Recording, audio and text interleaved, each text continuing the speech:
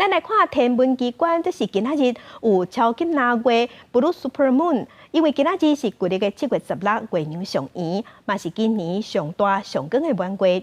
严格因为咱台湾受风台外围云系影响，云会较高，敢看会到就要靠运气。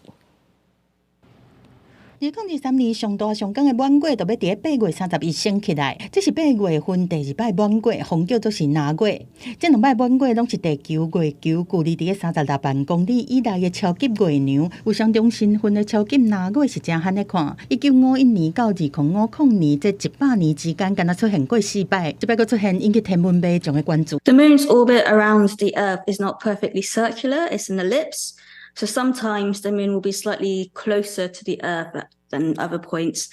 And when that happens during a full moon, we call it a supermoon. So when it's at its closest point, the full moon will look a little bit brighter and a little bit bigger than the usual full moon.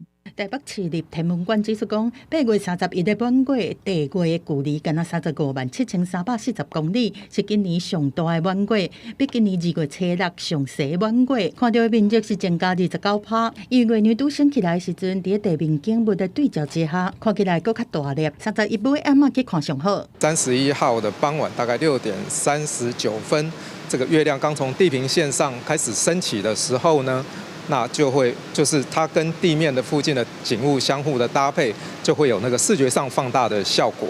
不过，受到风台外围云系影响，31日时东半部和南部地区有可能有阵雨，尾暗暝各地可能嘛是多云的天气。气象局分析，伫中部以北观测到纳月机会较大。